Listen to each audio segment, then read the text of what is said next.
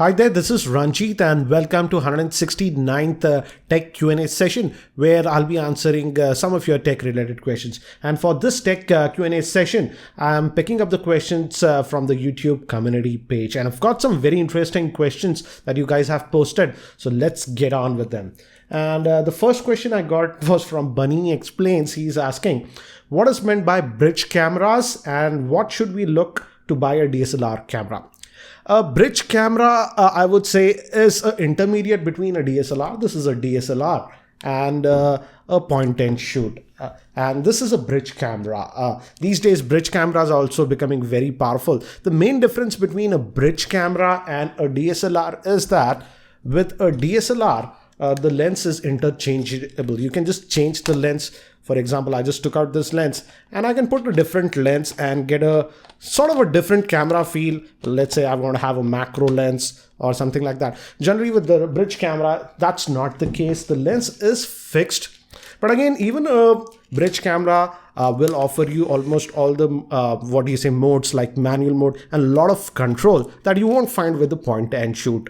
And this is a bridge camera, pretty powerful. And these days, many of the bridge cameras can also record video up to 4K. And the biggest thing with the bridge camera is that generally most of the bridge cameras will have a mega zoom. For example, this has a zoom from 24 to 480 mm. That's a 20x optical zoom. But the thing is that you can't change the lens. So I've been using a combination. Mostly I've been using a DSLR, but just recently I got the Panasonic FZ 2500. This is the one. And this is a bridge camera, which I have been using with the GH4. And the last two video footage that you saw, the desk portion was shot with this Panasonic FZ 2500. And the Canon, the Galaxy C9 Pro review will be out by Wednesday. And that also, most of the parts were shot with the FZ 2500. So biggest change, biggest difference, I would say, is a bridge camera will not have, interchangeable lens. I hope that helps.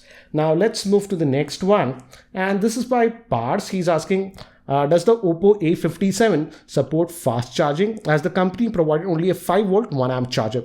I did test the Oppo A57 with the fast charger and it simply does not charge fast. The maximum current that it is accepting is just 1 amp. I tried with Qualcomm quick chargers and even 2 amp chargers, but simply it does not charge faster. The maximum current that it is pulling is just 1 amp.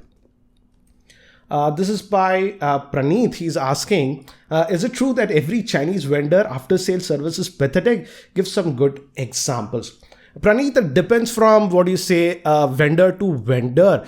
And generally the established players like Xiaomi, OnePlus are pretty good. But if you are just going with something very new that just launched, a Chinese vendor, then the service might not be good. Again, with Xiaomi and OnePlus specifically, I would say the service is good only if you go to their own authorized service centers. If you go to third-party service centers, then the service is not that good.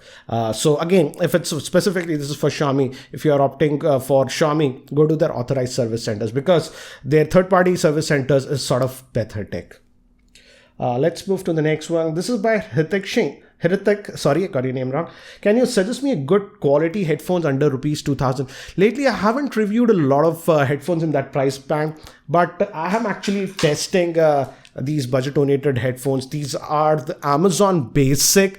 They sell for 1300 rupees. My review will be out next week probably for this one, being testing it.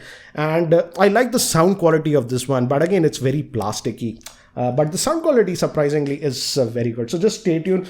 Hopefully by next week, I should be posting a review regarding this.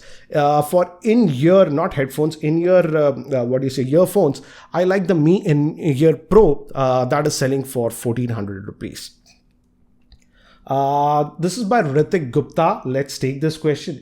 A very peculiar question. He says, I want to ask one question. I know I should not ask this because many times you have told that you and Gaurav sir are good friends. He's talking about technical guruji from that's Gaurav. But still I want to ask that you are jealous of him because you started YouTube channel 8 years ago and you still have 7 lakh subscribers. I started my channel about 6 years ago. And to address this, I've been getting a lot of questions like this lately. And no, I'm not jealous of Gaurav. In fact, Gaurav now has become sort of a very good friend of mine, that is Gaurav from Technical Guruji. And in fact, we have in the past 7-8 months, we have posted about 5 to 6 collab videos. He was also there here in my studio, and we shot 3 different videos. And I'm not jealous of him at all. His kind of videos are very different. He does not review tech products. I generally review tech products. His videos are more of the explanatory type. For example, what I do with the Geeky Explains channel. And I like the fact his explanations are very good, and he's catering to that Hindi audience. So I'm not jealous of him at all. In fact, he's a very good friend of mine. And again, shortly you'll be seeing some collab videos that I'm doing with Gaurav. So no way I'm jealous of him. And I'm very happy for him that he reached that 1 million milestone. And again, all credit goes to his work and that Hindi channel that he has. This is by Das. He's asking, how is the Lenovo K6 power? My preference is display, battery, and raw performance. If you talk about battery life, the battery life on the Lenovo K6 power was very good. The camera is also good, but in terms of raw performance, it's decent, I would say, but not the best, because now you can get the Redmi Note 4 for 10,000 rupees, and definitely the Redmi Note 4 will have far better raw performance compared to the Lenovo K6 power, because the Lenovo K6 power is running on the Snapdragon 430 chipset, whereas the Redmi Note 4 is having the much superior Snapdragon 625 chipset. I hope that helps. But even the Lenovo K6 power did very well. Again, you can check out my review for details. I've already posted its full review. This is by Mr. Srinivas. He's asking, what do you think will be the future of companies like Lava, Intex, Carbon, etc. due to the current domination of Indian mobile market by Chinese companies like Xiaomi? Srinivas, the thing was that these companies, what you're talking, Lava, Intex, Carbon, actually never manufactured their phones in India. They were just importing phones from China, just relabeling and selling them here in India. And lately, in the last couple of years, many of the OEMs from where they used to buy their phones have now come into India. For example, Coolpad is one of the big OEMs. So again, that's why you're noticing the market share of Carbon, even Micromax and others, is sort of dwindling now. So that is what it is happening.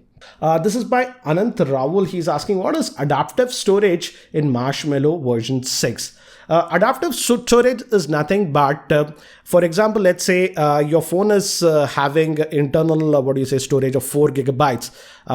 But you know that many of the apps actually reside in internal storage. With adaptive storage that is available in Android version 6 and above, your SD card can be actually used as internal storage. So that's the great thing about adaptive storage. But again, you need to have a fast enough, micro SD card for it to work. Whenever you, again, if you plan to use adaptive storage with the existing SD card, it's going to wipe it, so back up your data. So it's a very good thing, I would say, if your phone has limited internal storage.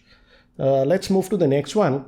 This is by Mr. Pradun. He's asking, what about ReTV? Is it worth buying? I already posted an overview unboxing kind of a video with the ReTV. I actually no longer have the ReTV with me because it was a review unit and they wanted it back. So I have actually ordered the ReTV. For what it was doing when I tested it for about 2 days, it was working well. So again, I have ordered it and it should ship out sometime in March. So hopefully after I test it, I'll post my in-depth review but for what it is, currently it was selling in the sale for about 4,000. It was doing the job nice. So again, stay tuned to my full in-depth review only when I receive the, unit which I purchased. They said March 8th or something with the shipping for the unit that I purchased. And after that, hopefully I'll try to post a review. This is by Pranav. He's asking, do you feel 2017 will be all about increasing the screen to body ratio in smartphones? We can see the same in the leak renders of the Galaxy LG G6 and the Galaxy S8. Yes, that's the new trend that we are seeing.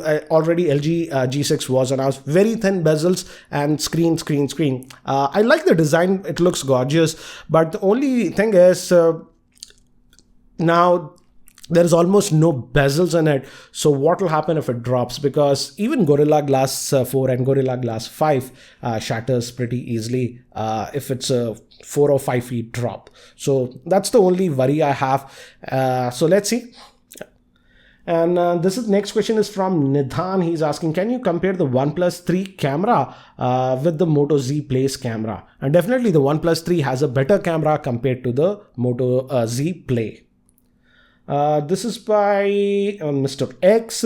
Which is the best, Samsung Galaxy C9 Pro or the OnePlus 3T? Overall, I would say the OnePlus 3T is definitely a better device. Again, yes, just about two days ago, I had already posted the comparison video with the OnePlus 3T and the Galaxy C9 camera comparison. And clearly the OnePlus 3T did better. Yeah, the video recording audio, for some reason, audio recording on the OnePlus 3T is not good. But apart from that, in everything else, the OnePlus 3T is better. In fact, just hold on for a day or two. I'll be posting my full in-depth review for the Galaxy C9 Pro with its pros and cons. This is by Deep Patel. He's asking, does YouTube count the videos that we view offline? Yes, it does count it. And the way it counts is that whenever you go online later on after watching your offline video, let's say you have watched 10 offline videos and later on you connected. When you connect it online, the app will update those video counts. That's what the YouTube team actually told me. This is by Vikas Kumar. He's asking, when I record a video while I sing with this phone, a lot of noise is added. How can I use an external microphone if I want only my voice to be recorded? I would say if you're recording songs and stuff and you want it to capture only just your voice, you have to use a microphone which has a cardioid pattern. For example, this microphone that I'm using is having that cardioid pattern. So it is going to pick up whatever sound is there in front of the mic and it's going to reject most of the things that is behind it. So use a microphone that has a cardioid pattern. Many of the lavalier mics that you get also have cardioid pattern, so you can use that. And also you can use free softwares like Audacity to remove the ambient background noise. If you guys really want that I post a video how to improve the audio quality while using softwares like Audacity, let me know in the YouTube comments section. I can make a video. So again, let's move to the next one. This is by Tejas. He's asking, for reviewing gadgets, a DSLR camera, is it must or can we do it with a mobile camera? Tejas, you can actually use a smartphone camera if you have a good smartphone. For example, the Xiaomi Mi 5's first video actually I shot with the Galaxy S7. So if you have a good smartphone, you can definitely use the smartphone to shoot the video. And it helps if the a camera has some manual modes, because with the manual modes in video you get much better control. So definitely these days the modern smartphones have become very good. So you can definitely shoot a video. And guys, if you really want, I can actually post a video how good quality footage you can get with just a smartphone. Do let me know in the YouTube comment section. This is by Savant. He's asking, explain about different types of sensors in Android and how they are useful in our daily life. Savant, I think so this is a very good topic for GeekyRanjit Explains. I'll definitely try to cover that in one of the episodes. This is by Manpreet Singh, a DSLR question. He says he has a budget of 30 to 35,000. Please suggest me best DSLR camera. Occasionally shooting videos, so video quality is not that much preferred. I won't say it is the best DSLR camera because I haven't tested every DSLR camera out there. But in your price range of about 30 to 35,000, I would suggest you have a look at the Canon 700D, because I saw that on Amazon and it was going for around 36,000, and you were getting two lenses with that. That's the 18 to 55 and if I recall 50 to 250 mm lens. So that will be a great option, and overall that camera is actually very good. It also has that tilty screens and the video quality is also decent. So my suggestion would be the Canon 700D. This is next question is from the Daily Dose, Shivam Soni. He says, did you also struggle in the beginning of the YouTube journey? Share your experience for the first couple of months or the first 10 videos. Shivam, I don't recall the first 10 videos, but after a year, I might have produced about 160 videos and I just had about 1,600 subscribers. And today, in a day, average day, I might get about more than 2000 subscribers. So yes, my journey was very slow. And in fact, just about last week, I posted a video regarding my journey from Ranjit to GeekyRanjit. You should actually watch that video. So it takes a lot of time to get success on YouTube and build this audience. So watch that video. You should get a lot of answers. This is by Ronat's Tech. He says, I saw many YouTubers like Jonathan Morrison having a desktop monitor, but there is no CPU connected to it. It's connected to a MacBook. How does this work? Please explain. Ronat, in fact, my setup, as you can see from this picture, is also very similar. As you can see, I'm just using a MacBook Pro that is connected to that LG 34-inch monitor, and there is and it's connected to keyboard and stuff. With the MacBook Pro, I'm connecting the monitor via the HDMI port. You can also use the display port, and I just have a couple of USB hubs, and the other stuff, for example the keyboard, mouse, etc., are connected via that. And with the Macs, you don't have to keep the laptop screen open. You can just shut it off. The computer is running in the background, and that's known as the clamshell mode. So that's how I use, and many of the other YouTubers who use a Mac connected to a monitor use it like that. On the Mac, it's known as the clamshell mode. So guys, these were some of the questions for the this Q&A session. Do remember that we post this Q&A sessions every Tuesdays at 7 p.m. India time. So if you're not subscribed to my YouTube channel, hit that subscribe button. Again, thanks for watching. This is Ranjit, and I hope to see you in my next video.